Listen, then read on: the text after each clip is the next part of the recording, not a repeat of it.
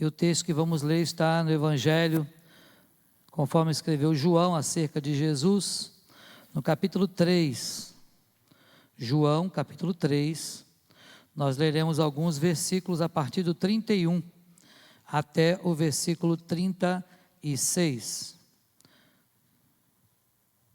João 3, 31 a 36. Diz assim a palavra do nosso Deus: quem vem das alturas certamente está acima de todos. Quem vem da terra é terreno e fala da terra. Quem veio do céu está acima de todos e testifica o que tem visto e ouvido. Contudo, ninguém aceita o seu testemunho. Quem todavia lhe aceita o testemunho, por sua vez, certifica que Deus é verdadeiro. Pois o enviado de Deus fala as palavras dele, porque Deus não dá o Espírito por medida. O Pai ama ao Filho e todas as coisas tem confiado às suas mãos. Por isso, quem crê no Filho tem a vida eterna. O que todavia se mantém rebelde contra o Filho não verá a vida, mas sobre ele permanece a ira de Deus. Amém. Que o Senhor aplique esta palavra ao nosso coração nesta manhã em nome de Jesus. Meus irmãos e minhas irmãs, esse texto faz parte, de um dos textos mais conhecidos da Bíblia. Quando você pensa num texto de João, logo a gente pensa no diálogo, de João com Nicodemos, e em seguida no texto onde a palavra diz que Deus amou ao mundo de tal maneira, não é isso? Esse é um texto conhecido. Deus amou o mundo de tal maneira que deu o seu Filho unigênito, Filho único, para morrer em nosso lugar, para que todo aquele que crê não pereça, mas tenha o quê? A vida eterna. Então esse texto e esse contexto é algo muito importante, porque nesse capítulo 3, João está falando algumas coisas importantes sobre salvação, e fala justamente sobre o novo nascimento. Se você observar, João ele começa narrando os milagres que Jesus começou a fazer. E nesse texto, no capítulo 2, por exemplo, está aí narrado o primeiro milagre que Jesus realizou no seu ministério, quando ele transformou a água em vinho. E muitas pessoas creram nele porque Jesus era aquele que fazia milagres. Então os milagres que Jesus realizara foram milagres que o próprio feito testificava do poder dele. Os próprios feitos de Jesus testificavam de quem ele era. E isto é importante nós pensarmos, que o próprio Jesus testificava dele mesmo e, é claro, testificava também do Pai.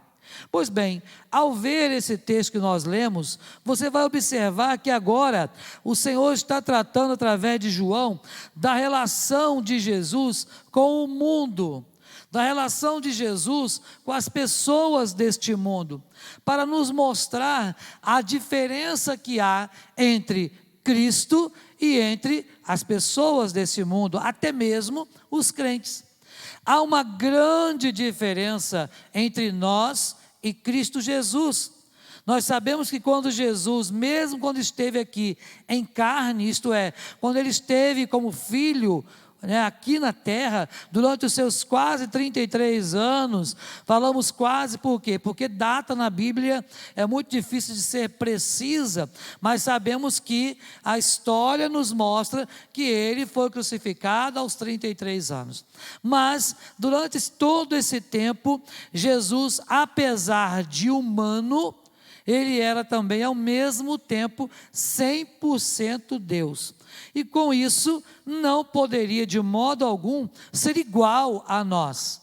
Não é verdade? Enquanto homem, era igual a nós, mas ainda assim tinha uma grande diferença. Qual era a diferença? Jesus não pecou. Então, ainda que nós pudéssemos dizer que Jesus, enquanto homem, era igual ou era semelhante a nós, mas havia um diferencial que nós não temos, e nesta terra jamais teremos, que é ficar sem pecado. Pois bem, ao observar isso, Então, essa relação de Cristo com o mundo. Qual é a relação de Jesus para com a humanidade? É isso que vamos compartilhar nesta manhã, sobre o tema Cristo, verdade de Deus. E eu queria que você pudesse gravar algumas coisas importantes que estão neste texto, para que você saísse daqui hoje tendo convicção desta relação de Jesus com o ser humano, dessa relação de Jesus Cristo com o mundo que nós vivemos. A primeira coisa que o texto nos mostra é que Jesus Cristo, que é a verdade de Deus, Ele está acima de todos. Isto é, não só acima de todos por causa da divindade, mas acima de todos, em primazia. Jesus, Ele é o primeiro e o último. A Bíblia diz que Ele é o alfa e o ômega. Então Ele é antes de todas as coisas. A Bíblia nos diz também que sem Ele, nada do que foi feito se fez. Então o Senhor Jesus, Ele está acima de todos. Olha o que diz o verso 31 e também o 32. Quem vem das alturas, certamente está acima de todos. Olha só, quem vem da terra é terreno e fala da terra, mas quem veio do céu está acima de todos. Então olha bem, no único versículo, reafirmando duas vezes que Jesus está acima de todos. O nosso Senhor não pode ser comparado a um ser humano, não pode ser comparado à humanidade pura e simples.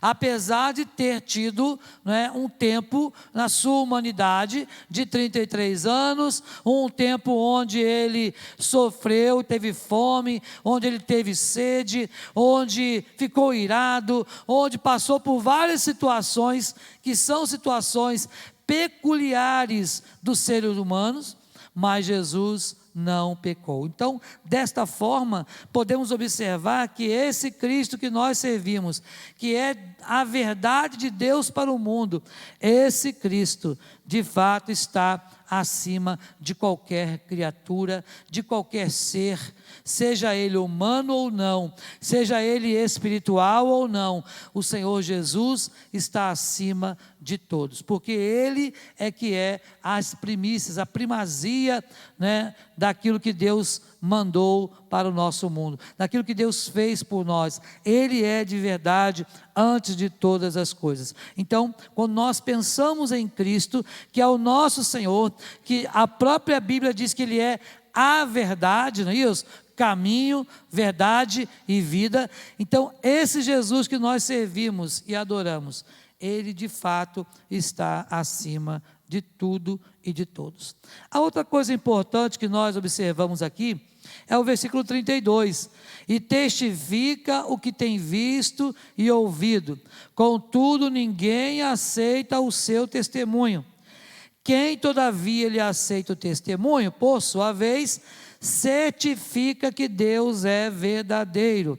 Então a segunda coisa que eu queria que você gravasse no seu coração neste texto é que Cristo, verdade de Deus, é Ele mesmo quem testifica a mensagem.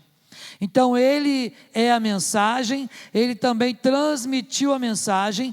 Nós hoje transmitimos esta mensagem, mas quem testifica da mensagem é Jesus. Isso quer dizer o quê? Que quando você prega, quando você fala do amor dele, quando você testemunha, Deus vem e diz, é verdade. Quando alguém testifica de alguma coisa, alguém está afirmando que aquilo, o fruto daquele testemunho é verdadeiro. Então a Bíblia diz aqui que é Cristo quem testifica, Ele mesmo testifica que Deus é verdadeiro. Olha que interessante, quando nós cremos nesse testemunho de Jesus, nós estamos certificando. O que é isso? Reafirmando, dando a chancela, de que é verdadeiro Deus. O nosso Senhor, diz aqui o texto, Deus é verdadeiro.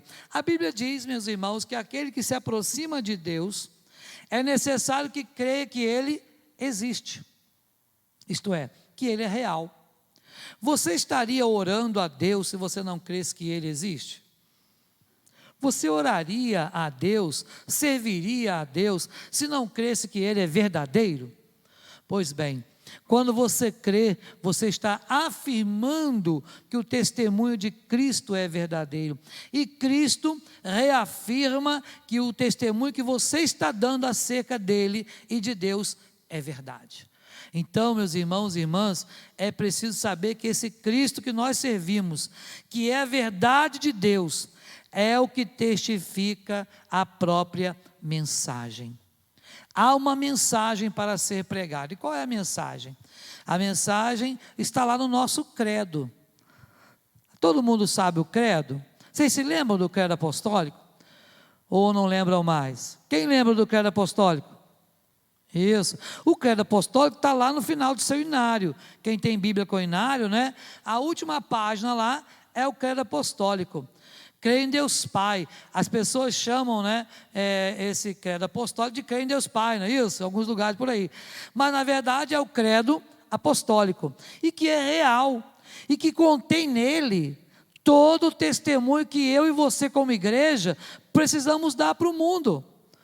Toda a mensagem de salvação, toda a trajetória de salvação de Deus para a humanidade está no credo apostólico.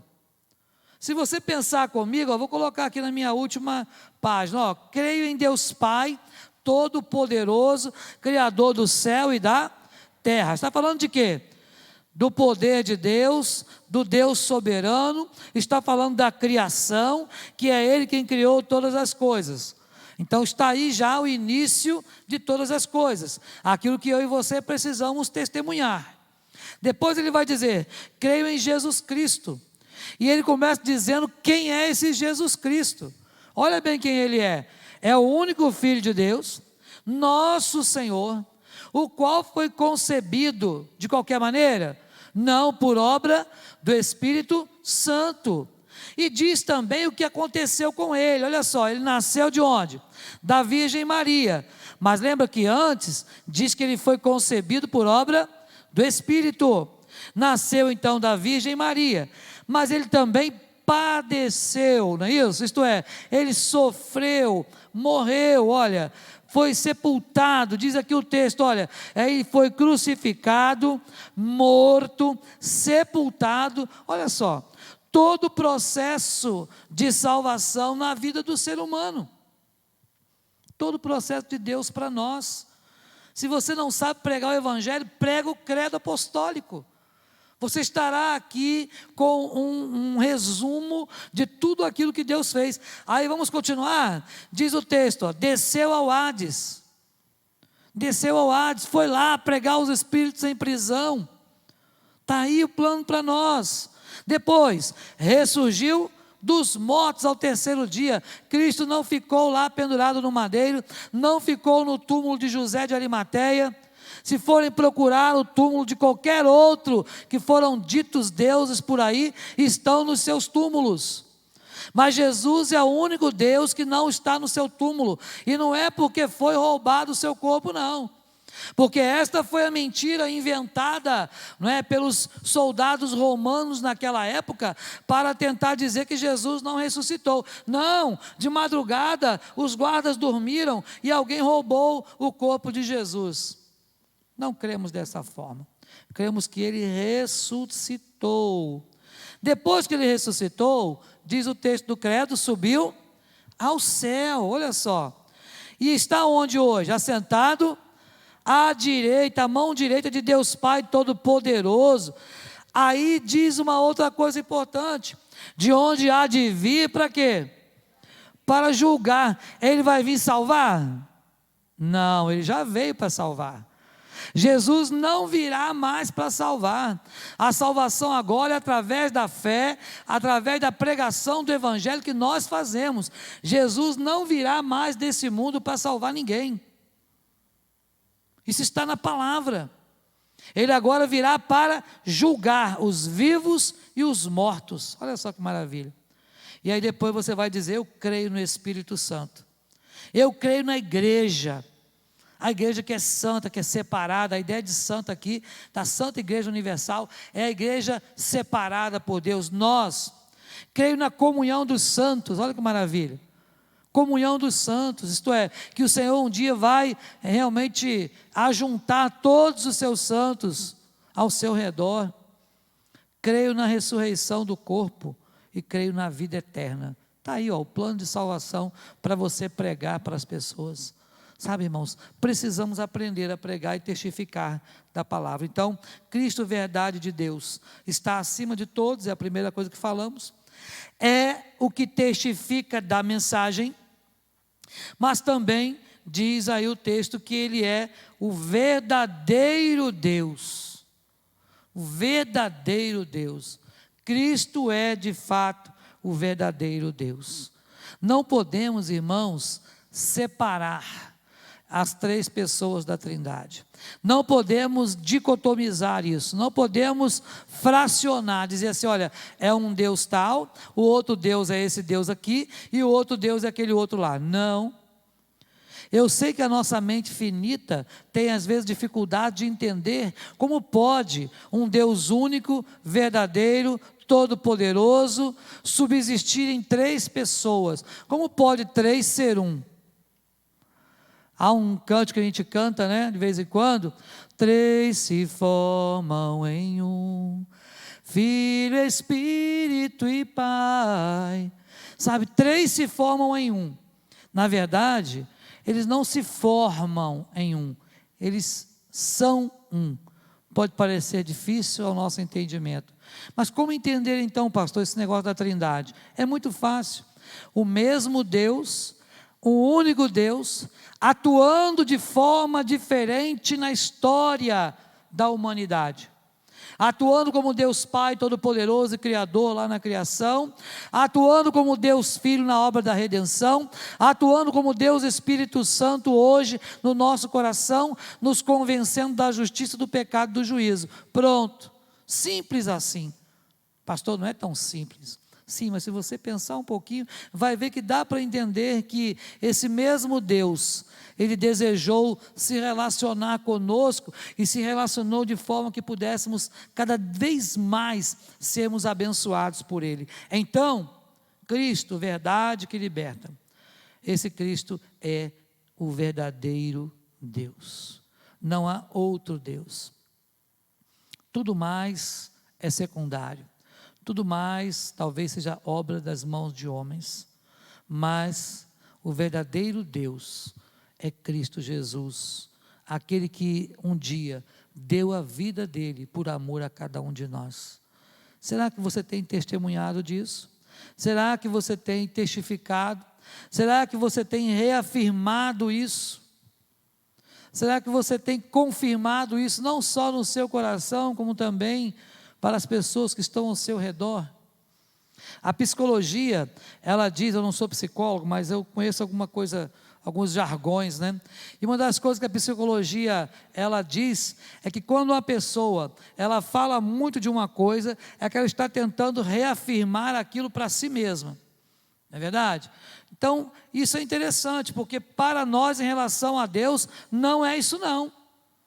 Nós vamos falar de Jesus o tempo todo, precisamos pregar o Evangelho o tempo todo, mas não para que nós mesmos coloquemos na nossa consciência de que Cristo é a verdade de Deus, não.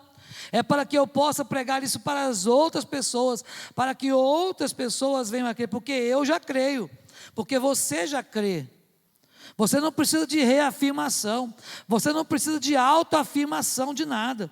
O que você precisa é exercitar a fé que Jesus colocou no seu coração através do Espírito Santo de Deus. Por isso, Cristo, verdade de Deus, está acima de todos. É o que testifica da mensagem. Grave isso, tá? E é o verdadeiro Deus.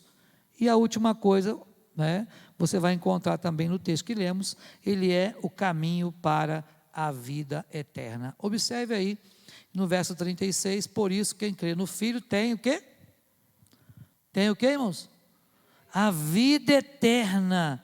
O que todavia se mantém rebelde contra o Filho, não verá a vida, mas sobre ele permanece a ira de Deus. Cristo é o caminho para a vida eterna. Irmãos, pregue isso para as pessoas, fale, mostre isso, mostre o caminho que você está trilhando. Já que Cristo é o caminho e você está neste caminho, mostre para as pessoas qual é o caminho. Olha, está vendo aqui? Eu estou seguindo o caminho, estou seguindo a Cristo. Siga esse caminho também. Mostre para as pessoas o Cristo que você serve. Mostre para as pessoas que esse é, de verdade, o único caminho. Não há outro, não há atalhos. Tem muita gente querendo pegar um atalho para chegar até o céu. Irmãos, não há atalhos. Não há porta secundária. Não há saída de emergência. No céu não tem esse negócio. Lá só há uma porta. E a porta é quem? É Cristo. Sabe, se você não entrar por esta porta, não vai achar pastagens. É isso que Jesus falou. Eu sou a porta das ovelhas. Quem entrar por mim, entrará e achará pastagem. E será protegido. Nós estamos nesse aprisco. Nós estamos nesse caminho. Então, meu irmão e minha irmã, Cristo é verdade de Deus para nós. Então grave essas 4 coisas no seu coração nesta manhã. E isso vai servir para você testemunhar para as pessoas que estão ao seu redor. Quando você pensar em pregar o Evangelho, você vai lembrar desse texto de João 3,31 e vai dizer: Cristo, verdade de Deus, está acima de todos, é o que testifica a mensagem, é o verdadeiro Deus e é o caminho para a vida eterna. Vamos falar isso juntos? Você já gravou no seu coração? Vou pedir para eles, vão passando ali, né? Aí vocês vão lembrando, né? Volta lá, por favor. No primeiro. Dá para voltar? Ali. Vamos ler juntos? Cristo, verdade de Deus. Primeiro. Está acima de todos. 2, é o que testifica a mensagem. 3, é o verdadeiro Deus. E 4, é o caminho. Amém. Gravou no seu coração isso? Agora você pode pregar isso para as pessoas, porque você vai estar dando o testemunho daquele que vive e reina para todos sempre. Meus amados, antes de nós encerrarmos nesta manhã essa primeira parte, o nosso irmão presbítero Fernando já está lá, né, na sua bate-caverna lá, com seus equipamentos, já esperando por todos, né, para a lição de hoje, para a continuação, na verdade, né, da lição da semana passada. Quero lembrar você que hoje à noite nós vamos falar de um tema muito interessante. Eu queria que você convidasse alguém para vir à igreja. Convide alguém que ainda não tenha Jesus como Salvador. Convide um vizinho seu, um parente, um não crente, sabe? Mas vá lá, se você tem carro, ofereça carona, vá buscar esse vizinho.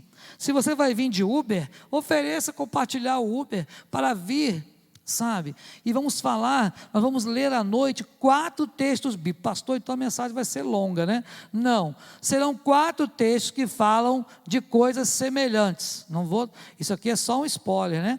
Mas 4 coisas importantes, 4 textos importantes, e eu vou dar um spoilerzinho do nosso tema, tá certo? O nosso tema vai ser o Deus que move as águas. O Deus que move as águas. Aí você já pode imaginar, né? Os textos que a gente vai ler, mais ou menos, né? Não vou falar agora, você pode ir lá tentar pesquisar na sua casa, né? E você vai ver vários textos na Bíblia, você vai ter essa questão de água aí, né? Relacionado ao povo de Deus. Então traga alguém para ouvir a mensagem, traga uma pessoa não crente para ouvir esta mensagem, porque de verdade Deus pode falar ao nosso coração. Amém, queridos? Bom, estamos tendo ensaio do nosso musical, tá? Então, olha, nós teremos na terça-feira ensaio do musical, mas também na terça-feira tem reunião de oração. Agora, irmãos, a reunião de oração está começando meia hora antes, por causa do ensaio. Então, não chegue, você que está ensaiando, não chegue somente para o ensaio. É vergonhoso, a não ser por um motivo justo, né? É vergonhoso você vir só para o ensaio sabendo que tem reunião de oração aqui antes. Tá certo? Então, venha para a reunião de oração às 19 horas, a não ser que você não possa mesmo, a gente entende, situação de trabalho ou alguma emergência, mas faça um esforço para vir, para chegar antes das 19, porque 19 horas tem que começar a reunião de oração, tá certo? E aí logo após teremos o ensaio. Você quer falar, Júlio? Não. Ah, tá, pensei que você tinha levantado a mão lá. Então, o nosso ensaio, irmãos, vai acontecer o culto de Natal no dia 25, que é domingo, não é? Então, convide as pessoas desde já. Essa semana vamos ter a arte já para poder divulgar, não é? O nosso musical, e vai ser uma benção. Está muito bonito, gente. Está um negócio muito bonito mesmo. Eu espero que você convide a sua família para estar conosco aqui no Natal, que Deus realmente esteja falando ao coração de cada um. Tá bom, queridos? Nós vamos finalizar então com uma oração, pedindo ao Senhor que nos abençoe. Logo após, então, os irmãos poderão ir para as suas classes. Está chovendo, então cuidado para não escorregar, está chovendo bastante. Não vou falar para vocês passarem por aqui atrás, porque é pior, porque aqui é escada, né? Uma escada que não tem antiderrapante, então não, é melhor por ali mesmo, né? E a gente vai estar lá para baixo, tá bom? E a minha classe, sim, pode passar por aqui, porque vai entrar na porta ali, não tem, aí é fácil. Mas os demais terão que ir lá por fora, tá bom? Vamos ficar em pé e vamos orar? Senhor, obrigado por esse tempo na tua casa e na tua presença. Eu peço que o Senhor agora, ó Deus, nos abençoe com o estudo da tua palavra, ó Deus, que teremos nas classes, que possamos, ó Deus, ser, ó Deus querido, abençoados pelo Senhor. Fala o coração de cada um de nós, usa, ó Deus, os professores para a ministração da tua palavra, e que saiamos daqui, ó Deus, mais ainda edificados através do Senhor. Nos dá um domingo abençoado, ó Deus. Eu quero também, ó Pai, pedir a tua bênção para a família do presbítero Eli. Nesta manhã, ó Deus, eu peço que o Senhor esteja, ó Deus, consolando toda aquela família Melo, pela perda, ó Deus, do seu patriarca. Que o Senhor, ó Deus, abençoe essa família em nome de Jesus. Que eles sejam confortados por Ti, ó Pai. E que eles possam, ó Deus, receber do Senhor o alento, ó Deus, nos seus corações. Abençoa-nos nesse dia a nossa oração em nome de Jesus. Amém e amém. Deus abençoe a todos, irmãos e irmãs. Vamos rapidamente, irmãos, não vamos perder tempo conversando agora. Converse depois da EBD, tá bom? Deus abençoe.